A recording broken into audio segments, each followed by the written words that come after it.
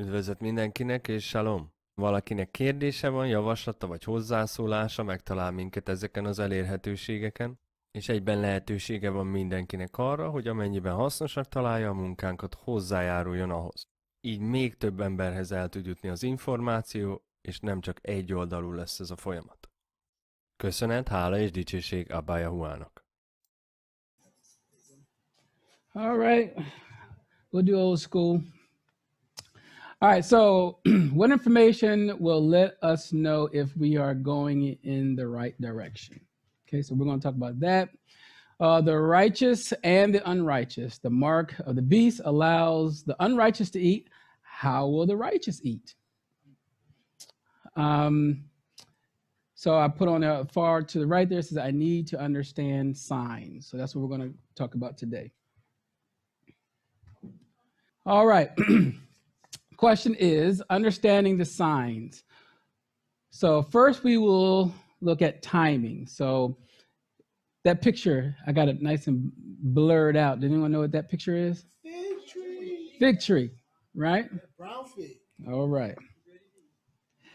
All right. So Matthew chapter 24, verse 3 says, and as it said upon the Mount of Olives, and the Talmudim or the disciples came unto him privately, saying, tell us, when shall these things be, and what shall be the sign of your coming and of the end of the world? So those are the two questions that they're asking, right?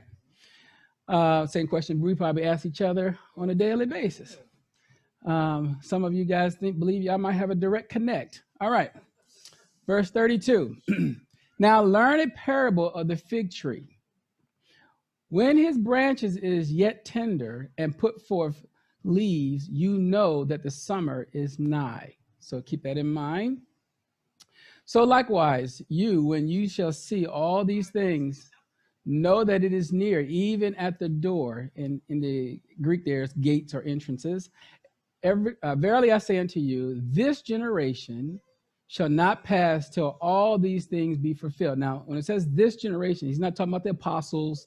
He's talking about this generation when this takes place. Is everyone with me? Okay. Then he says, heaven and earth shall pass away, but my word shall not pass away. It's interesting about how his word never passed away, but when you start sharing what he said and people try to compare what Shaul said, and somehow it just doesn't work for them. All right, anyway. So what does the parable of the fig tree mean? Everyone's read it, right? What's the parable of the fig tree mean? Coming of the end times. Okay, coming of the end times, sure. Okay, anyone else? I mean, when you fully read it, why use a fig tree? Why not use something else? Okay, all right, we'll go to the next arrow. All right, so let's start from the beginning. Bereshit or Genesis 3:7. He said, and the eyes of them both were open, and they knew that they were naked, and they sewed fig leaves together and made themselves aprons. So keep in mind what they used. Fig leaves, right? Okay, keep that in mind. 1 Kings 4:25 says, in Yehuda and Israel, or Yisrael, dwelt safely every man under his vine and under his fig tree, from Dan even to Beersheba, all the days of Shlomo or Solomon. Okay, so you see a fig tree. So you see fig leaves, you see fig tree. All right. Yirmiyahu 8:5 says, why then is this people of Jerusalem slidden back by a perpetual backsliding? They hold fast deceit, they refuse to return. So deceit, tell me what deceit is. You said you need a mic? Deceiving someone. Okay, so deceit is deceiving someone. Mike, you said, anyone? Wronging someone. You need a mic, you said? Something is hidden and false. Something that's hidden and false, okay. Mm-hmm. I said someone. She came out of the car. Wrong. Okay, she came out of SUV. All right. Slika. Ken, Somebody speaking half truth. half truth. Okay. All right, so let's look at something. Look at this. So the half truth is correct. I want you to see something here. So what does it say? Slacking. Remia means slacking. What else? Looseness, sloth, deceit, fraud, right? So we already know what deceit, fraud is, right? But question, slacking and looseness, how does that work?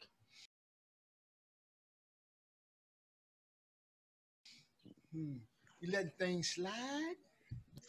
Maybe let things slide? You're not holding to the standard like you should. Some things you just kind of let, yeah, you look the other way. All right, so I want you to think about this looseness or slackness. If you know that I can use the word, if I tell you all of what the word says, it might change you.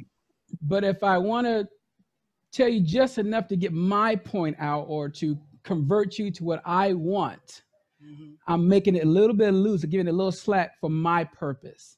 Has everyone come across something like that? Ken. That you should not steal, right? But let's just say, well, technically what you can do is you can acquire it. And then later on, that's not stealing. You're acquiring it for your purpose because you need it at that time. And then you can come back to that person and give it back to them later. You just acquired it. Anyone's with me so far?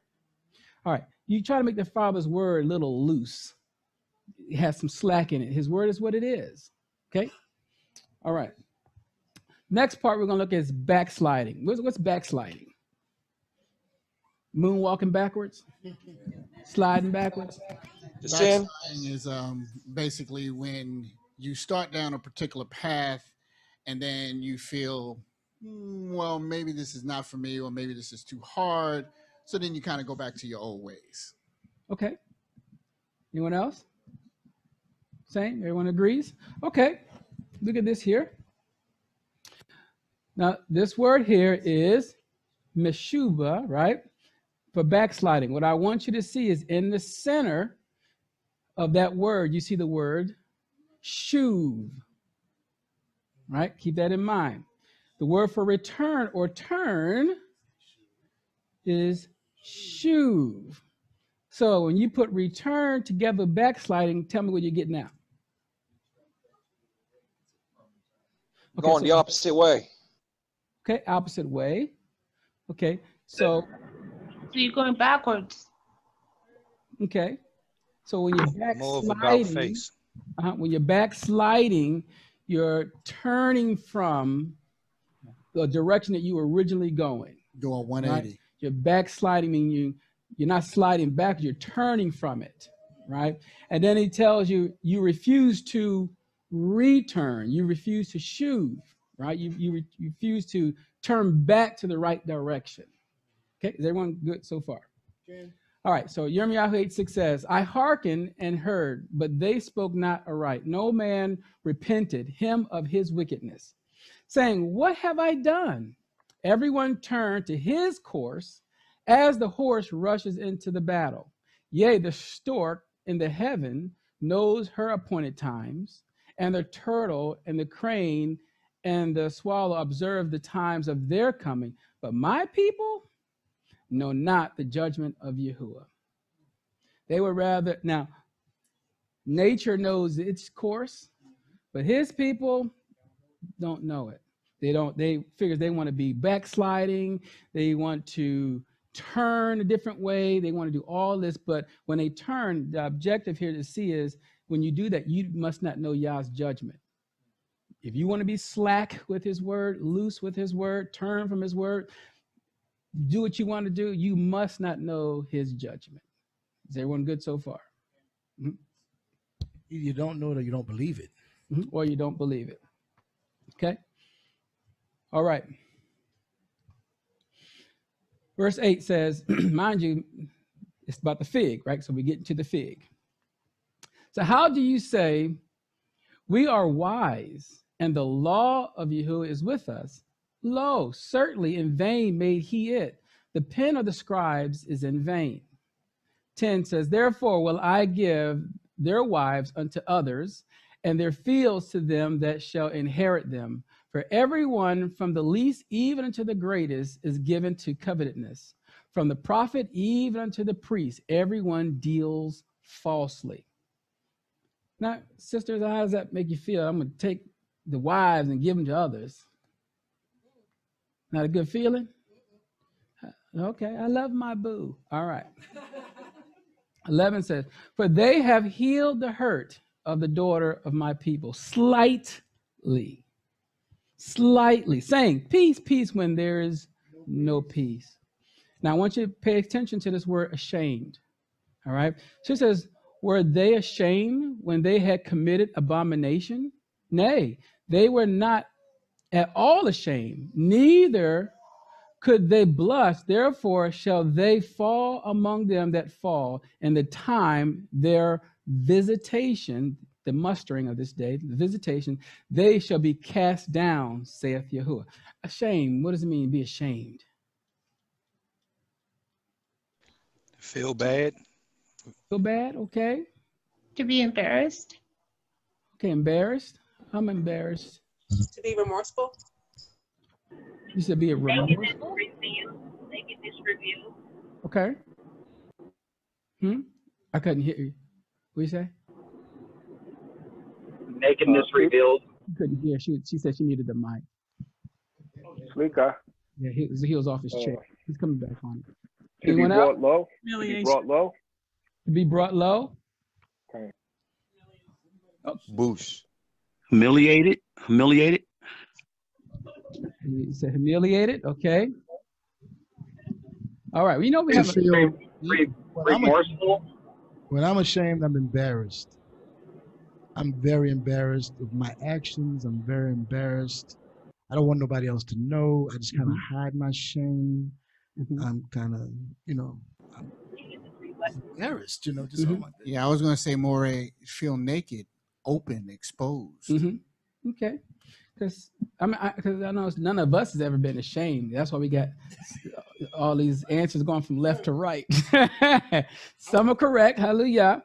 So we're going to look at the word here for shame. Okay. Bosh.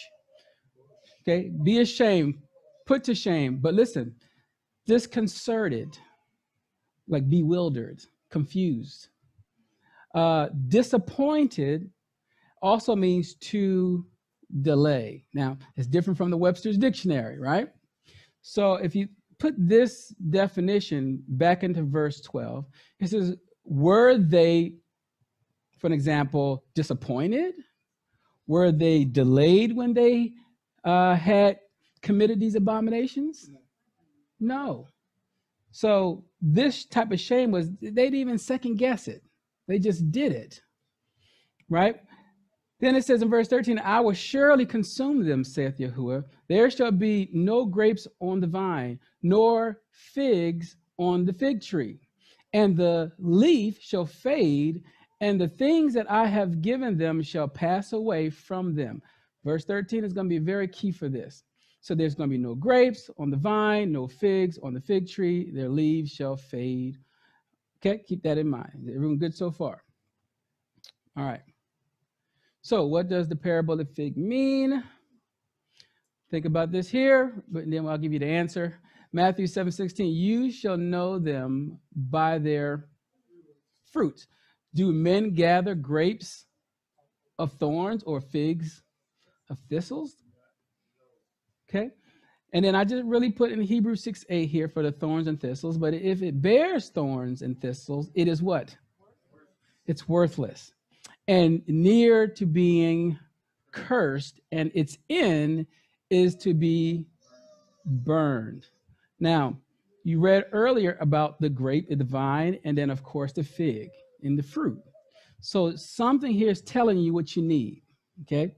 Now, 21:19 says, and when he saw a fig tree in the way, he came to it and found nothing thereon but leaves only, and said unto it, let no fruit grow on you henceforward forever. And presently the fig tree withered away. And when the Talmudim, the disciples, saw it, they marveled, saying, how soon is this fig tree withered away? So in this brief look at the fig tree, what things can you glean from it? If you don't produce good fruit, then you will be withered away. I mean, the Most High you will be cast aside. Okay. Anyone else? Yeah, I see hardship, despair, being separated from the key elements that needed, for one to walk its life. So I see a lot of despair in that. Okay. Darkness, sadness, dry man bones, all that stuff. It's just not good. Just not good. Okay. Anyone else? Yeah, what I see is that, like us in the tree, we have a season to bring forth good fruit or bring forth good deeds. And in that time frame, if that is not being brought forth, we too will no longer be able to bring forth anything at a certain point in time. We'd be cast away. Okay. But can I ask a question, Moray? Okay, hold on real quick. Yeah. To do anything? You turn the mic on. Mm-hmm. I just see that if we're talking about timing, Mm-hmm. then if that's a sign for us, the timing, will this be a period where most men don't bear any fruit? Like you see men, there's nothing fruitful about them at all. They're just sinful and... Mm-hmm. Okay, so just keep in mind timing for right now. Okay. Someone had something? Okay, Malakim, Mori Daoud, and I think Kefa. Okay, Yeah, go ahead. I was just trying to find out if you could repeat the question. Okay, in this brief look at the fig tree, what things can you glean from it? Okay. All right, so first I want you to see Adam and Chava, or Adam and Eve. First reaction to sin was to create a covering or to cover up. Okay, the covering was a result of disobedience. So Adam and Eve, or Adam and Chava, used fig leaves to cover their shame. Everyone sees that part. Great. Point. When we sin, one of the two things will happen. We will either start looking for fig leaves to make our own flimsy cover up, if you will, or we will look for his word for his robe, his covering of righteousness. So the fig leaves are a symbol for false righteousness, things without fruit. The fig tree is a symbol of the people of YAHUAH that produce fruit. So you're seeing someone that has leaves but don't have any fruit.